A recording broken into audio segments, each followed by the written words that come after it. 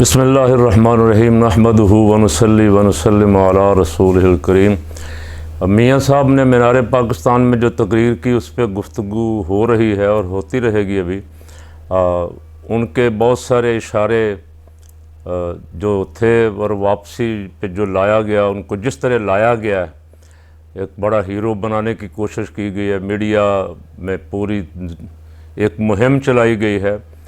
لبیک والوں نے محسوس کیا ہے کہ یہ ہمارے لیے لایا گیا ہے، یہ ہمارا رستہ روکنے کے لیے لایا گیا ہے۔ نون لیگ کا چارم تو ختم ہو چکا ہے، نون لیگ زیرو ہو چکی ہے۔ نون لیگ تو اب عوام کا سامنا نہیں کر سکتی۔ پروٹوکول میں آئیں گے، پروٹوکول میں جائیں گے، پروٹوکول میں پروگرام کریں گے، عوام کے سامنے گلی محلے میں جلسوں میں میٹنگوں میں بہت مشکل ہو جائے گا ان کے لیے نکلنا، جو کچھ انہوں نے قوم کے ساتھ کیا ہے۔ تو لایا کیوں گیا ہے؟ میں نے ایک دفعہ پیش گوئی کی تھی، میں نے کہا کہ آنے والے الیکشن میں مقابلہ تحریک انصاف اور تحریک لبیک کا ہوگا۔ یہ میری بات دور دور تک سنی گئی اور انہوں نے میاں کو لا کے تحریک لبیک کا رستہ روکنے کے لیے بڑی لمبی چوڑی انویسٹمنٹ کر کے، اربوں روپے کی انویسٹمنٹ کر کے میاں کو دوبارہ لا کے کھڑا کر دیا۔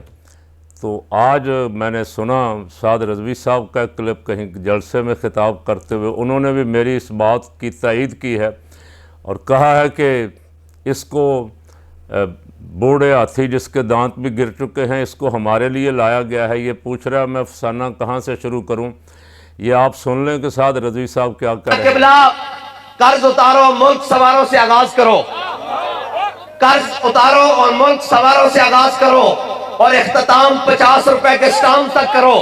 ہم تمہیں بتاتے ہیں کہ تم نے اس ملک کو، اس وطن کو، اس قوم کو، اس ملت کو کس طرح لوٹ کر کھایا ہے۔ تم نے اس ملت کا شرادہ کس طرح بکھیرا ہے۔ کہاں سے چھیڑوں فسانہ، کہاں تمام کروں۔ ہم تم کو بتاتے ہیں کہ احمد قاسمی کو جناب امریکہ کے حوالے کس نے کیا ہے۔ ہم یہ بتاتے ہیں کہ جناب کارگل پر اپنے شہیدوں اور غازیوں کا سودا کس نے کیا ہے۔ آپ یقین مانو 1990 میں جب اللہ کے فضل و کرم سے نواز شریف پہلی دفعہ وزیر اعظم بنا تو جو کام ہم نے اس وقت شروع کیے، یہ ہم بتاتے ہیں تمہیں کہ قوم کو جناب قرض اتارو اور ملک سواروں پر قوم کا پیسہ لوٹ کر لندن اور سرے محل کے اپارٹمنٹس کس نے بنائے ہیں۔ جب نواز شریف وزیر اعظم تھا 2016 میں، اس وقت میں وزیر اعظم کو باہر دھرنے ہو رہے تھے ہمارے، مجھے معلوم ہے۔ اغیار کی گود میں بیٹھ کر تختہ دار پر عاشق رسول ممتاز قادری کو کس نے تک لٹکایا ہے۔ یہ ہم تمہیں بتاتے ہیں کہ 7B اور 7C کس نے قادیانیوں کے کہنے پر اور برطانیہ کو خوش کرنے کے لیے پاکستان کے اندر ختم نبوت کے جناب قانون کے اوپر ڈاکہ ڈالاتا ہے۔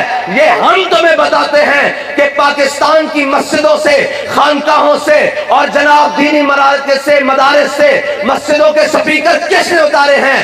یہ ہم تمہیں بتاتے ہیں کہ درود و سلام کے نذرانے پڑھنے پر یہ FIRs اور یہ W11 کے قانون کس نے لگائے ہیں۔ یہ علماء کو ہتھکڑیاں کس نے لگائی ہیں، یہ مشائخ کی پگڑیاں کس نے نوچی ہیں۔ آج قوم کا بھیڑیا، آج اپنے جناب دانت گرنے کے باوجود وہ جناب گرگ جس کی عمر بھی پوری ہو چکی ہے، لیکن بھیڑیے کو آج نئے شکار کے لیے یہ سجا کر پلیٹ میں لا کر رکھ دیا جا رہا ہے۔ یہ قوم کا مسیحا ہے۔ لانچ کی جا رہی ہے، کوشش کی جا رہی ہے کہ تحریک لبیک کا راستہ روکیں۔ یہ ان کا خدشہ بالکل درست ہے۔ ان کو خام خواہ نون کے کھاتے میں ڈالنے کی کوشش کی جا رہی تھی تاکہ اگر نون لیگ آ جائے تو یہ نون لیگ کے کھاتے میں رہیں، نون لیگ نہ آئے تو یہ نون لیگ کی طرح یہ بھی زیرو ہو جائیں۔ لیکن انہوں نے دانشمندی سے کام لیا ہے، عقل مندی سے کام لیا ہے۔ آج میاں کی خوب ٹھکائی کی ہے اور انہوں نے کہا میاں کو کہ اگر پوچھنا ہے میں فسانہ کہاں سے شروع کروں تو آؤ ہم تمہیں بتاتے ہیں فسانہ کہاں سے شروع کرنا ہے۔ بے شمار چیزیں ہیں صحافیوں نے گنی ہیں، انہوں نے قرض اتاروں سے فسانہ شروع کیا میاں کا، قرض اتاروں سے شروع کر کے ختم نبوت تک لائے ہیں کہ ختم نبوت میں اور ممتاز قادری کے ساتھ آپ نے جو کچھ کیا ہے وہ سارا افسانہ آپ بیان کریں۔ آپ نے باقی تو چھوڑیں، اپنے ماں کی بات بھی نہیں مانی۔ ماں نے بھی کہا تھا کہ ممتاز قادری کو پھانسی نہ دینا۔ لیکن میاں صاحب پہ اس وقت اقتدار کا بھوت سوار تھا اور انٹرنیشنل ایجنسیوں کو، عالمی طاقتوں کو خوش کرنے کا بھوت سوار تھا۔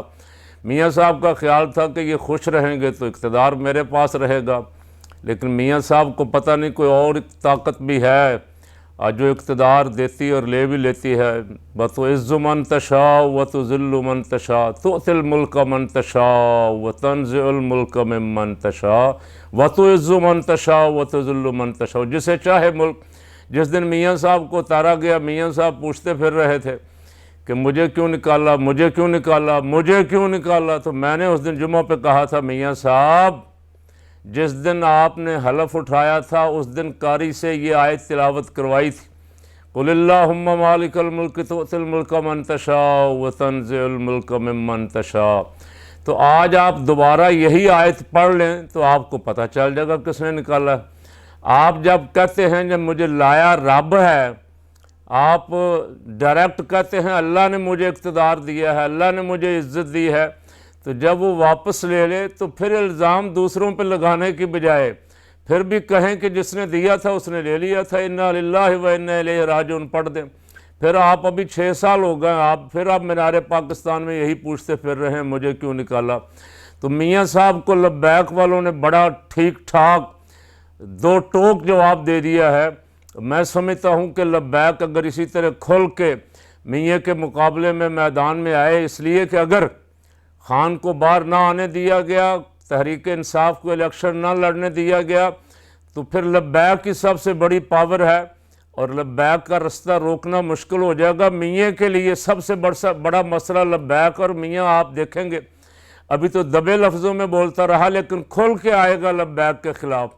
اور پھر ایک دن کھل کے مفتی صاحب نے گزشتہ روز حق کی آواز چینل پہ مفتی تصدق صاحب نے کہا تھا کہ میاں صاحب جہاں اور گناہوں سے معافی مانگی تھی، ممتاز قادری والے گناہ سے بھی معافی مانگ لیتے، اللہ رب العالمین کی بارگاہ میں توبہ کر لیتے۔